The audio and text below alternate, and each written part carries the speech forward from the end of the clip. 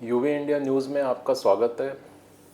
आज हमारे साथ श्री संदीप शाही जी हैं, जो कि भाजपा के प्रदेश के संयोजक हैं, एनजीओ प्रकोष्ठ के, और काफ़ी समय से आप भाजपा से जुड़े हुए हैं और बहुत ही अच्छे तरीके से ये अपने प्रकोष्ठ को संभाल रहे हैं और काम कर रहे हैं। उसके लिए एनजीओज़ के लिए आपने काफ़ी काम किया है, उनकी समस्याओं को भी हल करने का काम करते हैं और उनको कैसे आगे बढ़ना है इस दिशा में उनको रास्ता भी दिखाते हैं।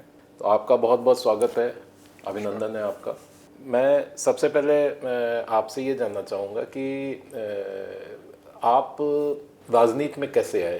देखिए, राजनीति तो मैं बेसिकली देखा जाए तो मैं स्वयंसेवक रहा हूँ और राष्ट्रीय स्वयंसेवक संघ से जुड़ा रहा हूँ और विद्यार्थी परिषद में रहा और उसी विचारधारा से आकर के, और जो सामाजिक क्षेत्र में, हम राजनीति तो नहीं कह सकते बट जो सामाजिक क्षेत्र में जो लोग काम कर रहे हैं उनके बीच में और उनके साथ काम करना मुझे अच्छा लगता है।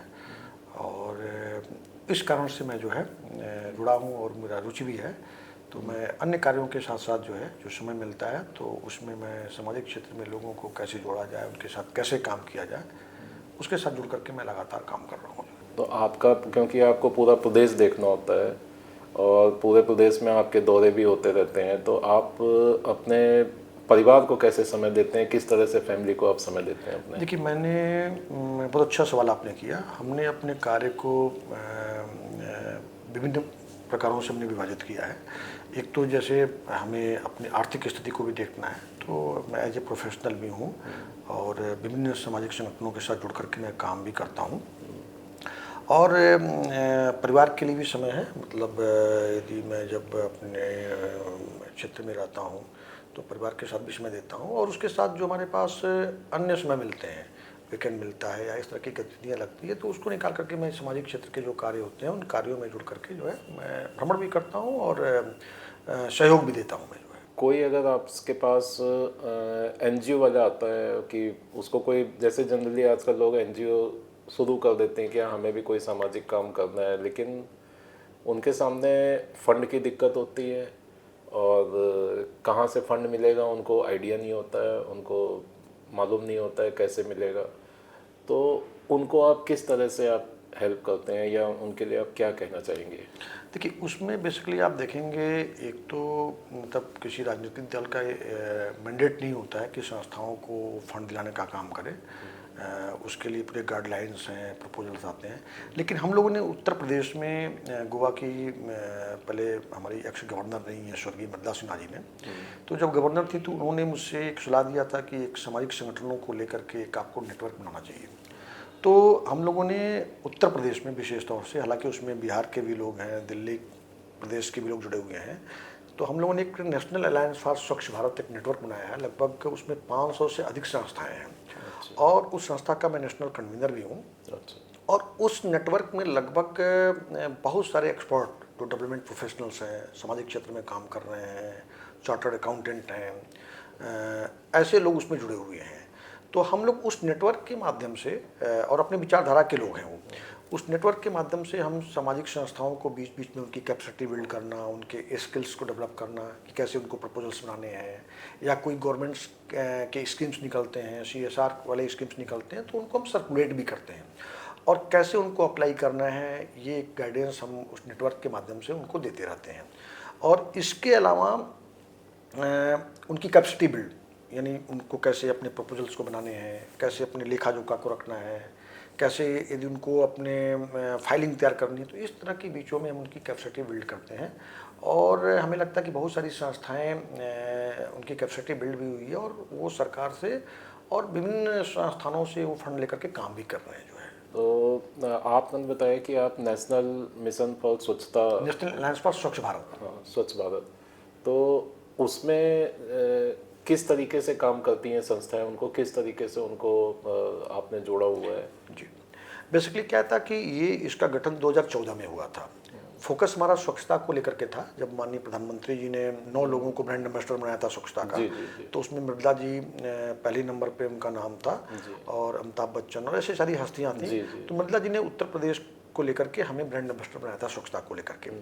तो पहले तो हमारा फोकस था कि जो स्वच्छता पे ऐसी सामाजिक संगठन के लोग या हमारे जो एक्टिविस्ट हैं जो काम कर रहे थे उनकी हम लोगों ने लाइन लिस्टिंग की थी और उनके साथ हम लोगों ने एक मीटिंग की और उस मीटिंग में मृदा जी और उत्तर प्रदेश सरकार के हमारे काफ़ी मिनिस्टर्स भी स्टार्टिंग में आए, लेकिन उसको हम लोगों ने जब बैठक हुई थी हुआ कि विभिन्न क्षेत्रों में जो काम कर रहे हैं ऐसे सामाजिक संगठनों को जोड़ना चाहिए। तो हम लोगों ने जैसे नीति आयोग में जो रजिस्टर्ड संस्थाएं हैं उनको हम लोगों ने किया, वेबसाइट्स के माध्यम से, और जो हमारे साथ जुड़े थे उनके माध्यम से लोगों को अपने ऑब्जेक्टिव्स को हमने भेजा और वो हमारे लिंक के माध्यम से जो हमने लिंक बनाया था उसमें उन्होंने रजिस्ट्रेशन भी कराया और उसको लेकर के हम लोग विभिन्न बैठकें भी करते रहे। और उसमें मुझे लगता है कि 2014 में हम बात करें तो 2014 में कैसे हमारा वोटर का मतदान, मतलब जो हमारा कैंपेन है कि मतदाता कैसे जागरूक हो और हमारा वोट प्रतिशत कैसे बढ़े, तो एक तो ऑब्जेक्टिव ये था। दूसरा ये था कि 2014 में फिर हम लोगों ने जब गठन किया था कि जो भी सरकार आएगी तो वो सरकार सामाजिक संस्थानों के माध्यम से सामाजिक संस्थाओं को जोड़ करके समुदाय के बीच में कैसे काम करेगी, तो उसको लेकर के था। और हमारे जो कुछ सुझाव थे सरकार को क्या करना चाहिए नहीं करना चाहिए, तो उसको लेकर के हम लोगों ने 14 में विभिन्न जगहों पे बैठकें की। लखनऊ में बैठक किया, इसमें माननीय राजनाथ सिंह जी भी आए थे स्टार्टिंग में। बनारस में हम लोगों ने किया, बनारस में काफ़ी संस्था के लोग आए थे। गोरखपुर में किया, कानपुर में किया, आपके पश्चिम में मेरठ में भी हुआ था। तो वहाँ पे लोग जुड़ते गए और फिर उसके बाद से 2014 में आदरणीय प्रधानमंत्री जी मोदी जी प्रधानमंत्री बने। और चूँकि स्टार्टिंग में 2014 के चुनाव से पहले माननीय राजनाथ सिंह जी आए भी थे, तो जब वो होम मिनिस्टर हुए तो उन्होंने खुद आग्रह किया कि मैं पुनः उत्तर प्रदेश की सामाजिक संस्थाओं के साथ में बैठना चाहता हूँ। तो गृह मंत्री रहते हुए लखनऊ में एक बहुत बड़ी बैठक हुई जिसमें हमारे डिफरेंट जो स्टेक होल्डर्स थे और ख़ासतौर से सामाजिक संस्था के लोग थे, जैसे उन संस्थाओं के जो मुख्य प्रतिनिधि थे उस प्रतिनिधि में उन लोगों ने भाग लिया। लगभग 700 की संख्या थी पूरे उत्तर प्रदेश से। और वहाँ पे हम लोगों ने सरकार जो काम कर रही है उसके बारे में हम लोगों ने बातचीत किया और उनके भी सुझाव थे। तो वो एक हमारा वो एक बढ़ता गया। फिर उसके बाद से उत्तर प्रदेश की सरकार बनी। उत्तर प्रदेश की सरकार बनी तो उसको लेकर के भी हम लोगों ने विभिन्न गतिविधियाँ हम लोगों ने बैठकें की, छोटे बड़े इस तरह के बैठकें करते रहे। और जो सरकार की योजनाएं थी तो उन सरकार की योजनाओं में स्वयंसेवी संगठनों की क्या भूमिका हो सकती है, एक्टिविस्ट की क्या भूमिका हो सकती है, सामाजिक कार्यकर्ता की क्या भूमिका हो सकती है, वो एक हम लोगों ने चर्चा की और उसकी कार्य योजना बनाई। और प्लस उनकी जो अपेक्षाएं थी, उनकी जो समस्याएं थी, उसको भी हम लोगों ने सरकार को सुझाव दिया। तो मुझे लगता है कि आज के डेट में वो काफ़ी अच्छे लोग उसमें जुड़े हुए हैं और वो नेटवर्क के काम कर रहा है। और वो नेटवर्क सरकार और संगठन और प्लस जो है नेटवर्क, तीनों मतलब नेटवर्क ये क्या कर रहा है कि एक दोनों के कोऑर्डिनेशन का काम करता है। क्योंकि कोई सामाजिक संगठन, कोई संगठन मतलब कोई पार्टी वेस्ट नहीं हो सकता है, बट वो कि पार्टी को क्या सुझाव देना है, कोई भी सरकार आती है और जो है वो एक बीच बीच में हम लोग करते रहते हैं। तो मुझे लगता है कि ये एक ऐसा माध्यम है जिससे लोग जुड़ते भी गए हैं और वो एक सशक्त माध्यम था समुदाय के बीच में, सरकार के बीच में और प्लस संगठन के बीच में मध्यस्थता करने के लिए जो है। बेसिकली नेटवर्किंग और कोऑर्डिनेशन जी, ये इसके सामंजस्य से आप मतलब इसको आगे बढ़ाया और उनकी कैपेसिटी भी बिल्ड हम लोगों ने किया, मतलब उनकी क्षमता को विकास भी किया। फिर मैंने वही कहा कि कोई मतलब फंड हम नहीं दिला सकते हैं, हम इसकी बात भी नहीं करते हैं, हम उनको बता सकते हैं कि भाई गाइड कर सकते हैं, वो हम करते हैं चीज़। बिल्कुल सही है। और हम स्पष्ट रूप से कहते भी हैं कि भाई आपको हमारे साथ जुड़ना है तो आप मतलब इस अपेक्षा से मत जुड़िए कि मैं कुछ आपको फंड देने वाला हूँ। ये इसके साथ जुड़ने की आवश्यकता नहीं। जी जी जी। इसमें जैसे नरेंद्र मोदी जी का मिशन था स्वच्छता का, जब वो 2014 में प्रधानमंत्री बने थे तो सबसे पहले उन्होंने जब लाल किले से कहा कि हम शौचालय बनाएंगे या स्वच्छता का ये मिशन हम जो उन्होंने तय किया वहाँ से मापदंड उन्होंने, तो तब में और अब में आज के भारत में आप क्या देखते हैं कि हम उस समय और आज में हम स्वच्छता में कहाँ पर खड़े हुए हैं? देखिए, यदि हम 2014 के पहले की बात करें तो स्वच्छता एक महत्वपूर्ण बिंदु है। इसके बारे में लोग मतलब लोगों को जानकारी थी लेकिन जागरूक नहीं थे, अवेयर नहीं थे। 2014 में जब ये मुहिम स्टार्ट हुआ, जो उन्होंने बहुत अच्छा कॉन्सेप्ट स्टार्ट किया था कि उन्होंने ब्रांड एम्बेसडर बनाया और सारे प्रतिनिधियों से बनाया कि आप अपने लोकल बिल बनाइए, तो इसमें लोग अवेयर हुए पहले सड़कों पे देखेंगे लोग अपना बाथरूम कर देते थे, गंदगी छोड़ देते थे, लेकिन जब एक मुहिम चला तो फिर लोगों को लगा नहीं ये तो मतलब हमारी रिकॉर्डिंग होगी, हमको लोग मतलब क्या कहेंगे, तो एक अवेयरनेस फैला। तो आज हम यदि बात करें तो जैसे आपने शौचालय की बात किया, तो आज के डेट में आप देखेंगे उसके डाटा को लेकर के देखेंगे तो लगभग मैक्सिमम हम लगभग 100% तो की तरफ हम घरों में शौचालय होने जा रहे हैं, और उन सरकार ने जो लक्ष्य किया उसको पूरा भी कर रहे हैं। सेकंड क्या था कि जो मैंने बात किया, जो बिहेवियर लोगों के व्यवहार में चेंज आया, जो सबसे महत्वपूर्ण बात क्या थी कि जो लोगों का व्यवहारिक पक्ष था वो एक परिवर्तन हुआ, वो एक बहुत सफलता है। और आज आप देखेंगे लगभग मैक्सिमम शहर को भी देखेंगे, आप ग्रामीण क्षेत्रों को भी देखेंगे, वो एक समुदाय के बीच में भी एक बिहेवियर चेंजेज आया है, और जो उनके सरकार के जो कार्यकर्ता हैं उनके अंदर भी आया कि यदि हम नहीं कहेंगे तो लोग हमसे पूछना शुरू करेंगे। वो एक अच्छा, उसमें एक एग्जाम्पल मैं भी दे सकता हूँ कि आप देखेंगे कि उत्तर प्रदेश में जब आदरणीय योगी जी मुख्यमंत्री बने तो उन्होंने एक सबसे बड़ा एक समस्या था गोरखपुर के क्षेत्र में, आप देखेंगे पूर्वांचल में जेई और एईएस यानी दिमागी बुखार से काफ़ी संख्या में बच्चों की मृत्यु होती थी। जी।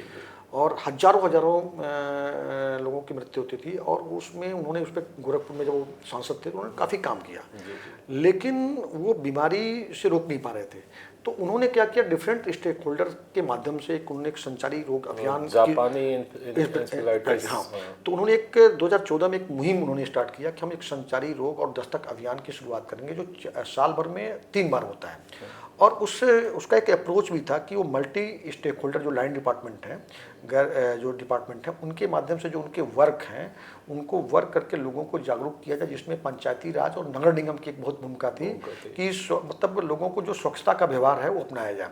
और उसमें आप देखेंगे कि वो बीमारी जो होते थे क्या कि जो स्वच्छता का व्यवहार नहीं अपनाते थे उस कारण से था। तो वो हर साल भर में 3 महीने में चलने वाला है, ये अभियान स्टार्ट होने वाला। उस अभियान का ऑब्जेक्टिव भी है कि जो हमारे गवर्नमेंट के जो फ्रंटलाइन फंक्शनरीज हैं, यानी जो आपके पंचायत सहायक हैं, प्रधान हैं, सेक्रेटरी हैं, आशा हैं, आंगनवाड़ी हैं, स्कूल्स के लोग हैं, उनका एक काम है कि पूरे महीने भर वो जाकर के लोगों को स्वच्छता के व्यवहार के बारे में जागरूक करेंगे, गंदगी से कैसे बचा जाए इसके बारे में जागरूक करेंगे। और उसका रिजल्ट ये देखने को मिल रहा है कि जेईएस और एईएस की जो बीमारी है, दिमागी बुखार की बीमारी है, वो एक तरह से समाप्ति की ओर है। तो एक बड़ा हमारे लिए एक अचीवमेंट और उपलब्धि है, एग्जाम्पल भी है जो है। बिल्कुल सही बात है, क्योंकि बीमारियों की जितनी भी अगर आप देखेंगे बीमारियां जितनी भी होती है स्वच्छता के अभाव में ही होती है। जहाँ पे भी स्वच्छता नहीं है तो बीमारियां की जड़ है, मतलब कि अगर गंदगी है तो बीमारी वहीं से उत्पन्न होती है। और एक इसमें और भी उदाहरण है, यदि हम स्वच्छता की बात करें, एक बहुत बड़ा समस्या था। आदरणीय प्रधानमंत्री जी जब प्रधानमंत्री बने तो उन्होंने एक जल जीवन मिशन के माध्यम से एक था कि हम शहरों में तो घर में टोटी थी, ग्रामीण क्षेत्रों में हर घर जल हो, हर घर में टोटी के माध्यम से उनको जल मिले, इसके लिए पूरा एक अभियान चल रहा है और सरकार इस पर बहुत अच्छा काम कर रही है। और हमें लगता है कि आने वाले दिनों में ये पूरे 100% गाँव में घरों में जो आपका हर घर जल होगा, और उससे भी जो बीमारियां उत्पन्न होती थी, लोग ज़्यादातर बीमारियां जल जनित बहुत बीमारियां होती है, तो उससे भी हम रोक करेंगे, तो वो भी कहीं ना कहीं स्वच्छता से कोरिलेट है। तो इस पर सरकार बहुत अच्छा काम कर रही है, उसकी उपलब्धि भी हमें देखने को मिल रहा है। आगे आपका क्या प्रोग्राम है, आगे आप किस दिशा में काम करेंगे अपने एनजीओ प्रकोष्ठ के लिए? आपका क्या उद्देश्य रहेगा आगे इसमें काम करने का? किस तरीके से और एनजीओ को किस तरीके से आप, जैसे एनजीओ बहुत से आपसे सपोर्ट भी मांगेंगे तो आप उनको किस तरह से सपोर्ट करेंगे, कैसे गाइड करेंगे? देखिए, मैंने जैसे पहले बताया कि मेरा खुद का रुचि का विषय रहा है। मैं सोशल वर्क से पीएचडी भी हूँ और सामाजिक क्षेत्र में काम कर रहा हूँ। मेरा ये मानना है कि आज की जो स्वयंसेवी संगठन है वो उनको किसी के पास जाने की आवश्यकता नहीं है। जब हम किसी सामाजिक संगठन का निर्माण करते हैं तो हमारा ऑब्जेक्टिव भी होता है कि हम अपने माध्यम से, सरकार के माध्यम से, गैर सरकारी जो संगठन है उनके माध्यम से हम समाज में काम करेंगे। तो मेरा एक बस ये है कि इधर मैं देखा हूँ कि काफ़ी दिनों में जो हमारे सामाजिक संगठन के लोग हैं, जो उनके अंदर एक तो एकजुटता एक नहीं है, तो मेरा ये रहेगा कि एकजुट होकर के काम करें। और जो दूसरा चीज़ है कि जो सरकार के द्वारा आज जो सबसे बड़ा प्रॉब्लम है, मुझे लगता है कि सरकार के द्वारा कोई ऐसा सेक्टर नहीं है, चाहे वो शिक्षा की बात हो, चाहे वो हेल्थ की बात हो, चाहे वो कृषि क्षेत्र की बात हो, चाहे अर्बन क्षेत्र में लाइवलीहुड की बात हो, या आप देखेंगे कि आवास की बात हो, मतलब विभिन्न जो सरकार की योजनाएं हैं उस समुदाय को कैसे लाभ पहुँचे उसके लिए है। लेकिन आज भी मैं देखता हूँ कि बहुत सारे ऐसे हमारे जो लाभार्थी हैं उनको जानकारी का अभाव है। तो मेरा एक उसमें निश्चित रूप से संस्थाओं को के साथ जोड़ करके एक मेरा पहल रहेगा कि जो सरकार के द्वारा जो भी योजनाएं चलाई जा रही हैं उन योजनाओं को समुदाय तक वो सरकार के साथ जुड़ करके पहुंचाएं। और मुझे लगता है कि यदि वो सरकार के साथ जुड़ करके पहुंचाएंगे तो सरकार भी यदि उन्हें कहीं पे जोड़ना होगा तो निश्चित रूप से जो उनके साथ जुड़ करके पहले भी काम कर रहे होंगे तो उनको जोड़ने का काम करेगी। तो एक तो मेरा एक इस पर मैं काम करूँगा। तीसरा जो बात आ रही है कि संस्थाओं के साथ जो पहले भी हमारा जो टारगेट था कि उनकी ऐसी संस्थाएं जिनकी कुछ समस्याएं हैं, जिनको कुछ जानकारी का अभाव है, तो उनको लिंकेजेस कराना। जैसे मुझे लगता है कि बहुत सारे लोग हैं, उनको कैसे हमें ऑडिट करवाना है, किस व्यक्ति से करवाना है, चीज़ों को नहीं आइडिया जाए। तो अच्छे लोगों से लिंक करवाना, उनके कम पैसे में उनका काम कैसे हो उसके साथ जोड़ना। और हमने जो नेटवर्क बनाया था उस नेटवर्क में ऐसे लोगों को हमने जोड़ा भी है और हमने उनसे आग्रह भी किया है कि आप अपना समय, जैसे मैं अपना मतलब हम अपने काम को छोड़ करके जो समय मिलता है तो जो मैं समाज के लिए काम करता हूँ तो उनसे भी मैंने आग्रह किया कि भाई आप महीने में 1 दिन 2 दिन समय निकाल करके उनकी कैपेसिटी बिल्डिंग करने का काम करिए, उनको सपोर्ट करिए। तो एक तो ये हम आने वाले दिनों में इसको कंटिन्यू रखेंगे जो है।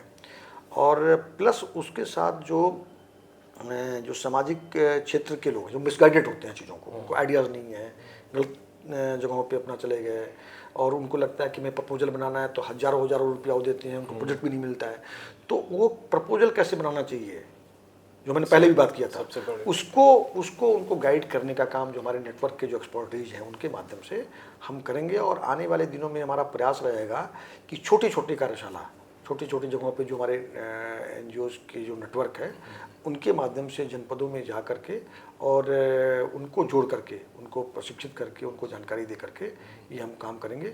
ये एक हमारा लक्ष्य होगा जो है।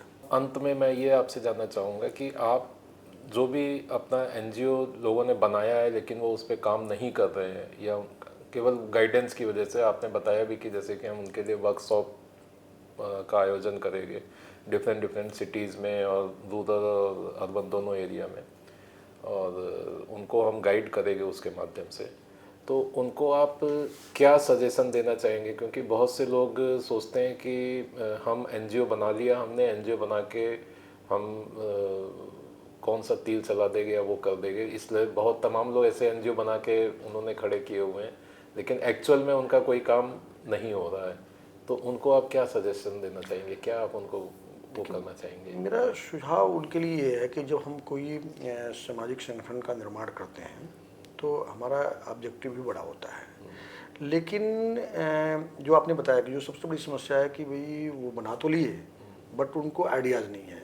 तो मेरा एक सुझाव है कि जो सरकार के द्वारा योजनाएं चलाई जा रही हैं उन योजनाओं को के बारे में जानकारी प्राप्त करना चाहिए। और मुझे लगता है कि अब सरकार यानी विभिन्न अपने जो जितने विभाग हैं सारे विभागों का वेबसाइट्स है, उन वेबसाइट्स में वो सरकारी संगठनों के माध्यम से क्या क्या काम करना है या किसी स्टेक होल्डर के माध्यम से क्या काम करना है उसमें पूरी जानकारी रहती है। तो एक तो उनको उसके बारे में पूरी अपने स्वयं को जानकारी लेना चाहिए।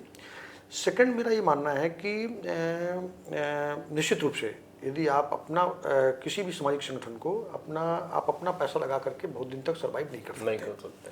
तो आप जो सामाजिक क्षेत्र में अभी भी मैं बता दूं आपको कि बहुत सारे ऐसे सामाजिक संगठन के लोग हैं जो सरकार से उन्होंने सहायता नहीं लिया है लेकिन उन्होंने समाज के लिए एक अच्छा काम किया और समाज में जो अच्छे लोग हैं उन्होंने उसको सपोर्ट किया है। तो फंड रेजिंग के माध्यम से भी हम काम कर सकते हैं। थर्ड चीज़ें क्या है कि निश्चित रूप से यदि सरकार की योजनाएं जो संस्थाओं के माध्यम से संचालित होती हैं, जैसे उत्तर प्रदेश में हम बात करें तो जल जीवन मिशन जो हमारा जल शक्ति मंत्रालय है उसमें तमाम संस्थाएं हैं, कृषि विभाग है, कोई ऐसा विभाग नहीं है जहाँ पे संस्थाओं को जोड़ करके काम नहीं किया जा रहा है। तो वहाँ पे भी वो अपने को प्रयास करना चाहिए और ये देखना चाहिए कि हम जो वहाँ पे अप्लाई कर रहे हैं तो हमारी संस्था उस कैपेसिटी में है कि नहीं है। तो उस कैपेसिटी में कैसे आए और वो फंड जो आपका रेज करके या जो समाज में जो अच्छे लोग हैं उनके सहयोग से कंपनीज के माध्यम से, बैंक के माध्यम से लेकर के अपनी संस्था को एक उनकी ढांचा मजबूत करना चाहिए और सरकार से भी सहयोग लेकर के उन्हें काम करना चाहिए। तीसरा जो हमारा मतलब लास्ट मेरा जो वो है कि निश्चित रूप से मुझे लगता है कि स्टडी करना चाहिए। ऐसा नहीं है, यदि आप देखेंगे, अध्ययन करेंगे तो आपका सोल्यूशन भी निकलेगा कि भाई आप यदि हमें 12A के लिए अप्लाई करना है, 80G के लिए अप्लाई करना है, हमें जो है नीति आयोग में अप्लाई करना है, तो मैं देखता हूँ कि वो संस्था के लोग भी कर सकते हैं, लेकिन वो हजारों हजारों रुपया वो उनको लगता है कि हम कर नहीं सकते हैं।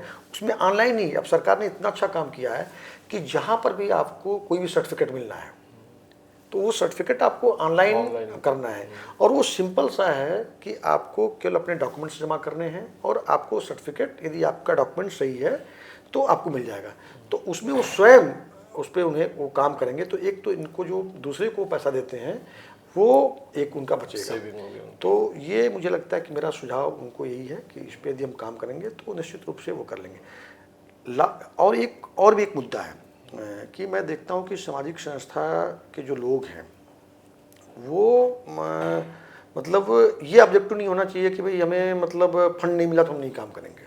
तो हमको लगता है कि भाई एक छोटे गांव में, कोई जरूरी नहीं कि हम पूरे प्रदेश में वो करें। यदि हम एग्जाम्पल के तौर में दें कि आप एक गांव से काम शुरू करें और लाइवलीहुड पे ही आप काम वो कर लें, तो मुझे लगता है कि वहाँ पर भी आप की जो संस्था है वो मजबूत भी हो सकती है और समाज के बीच में आप अच्छा काम कर सकते हैं। तो यही मेरा लोग भी फिर आगे आने लगते हैं सपोर्ट करने लगते हैं चीज़ों को। चलिए, बहुत अच्छा लगा आपसे, आज आपने हमें इतना समय दिया, बहुत बहुत धन्यवाद आपका। बहुत बहुत आपको भी बहुत बहुत धन्यवाद। Thank you.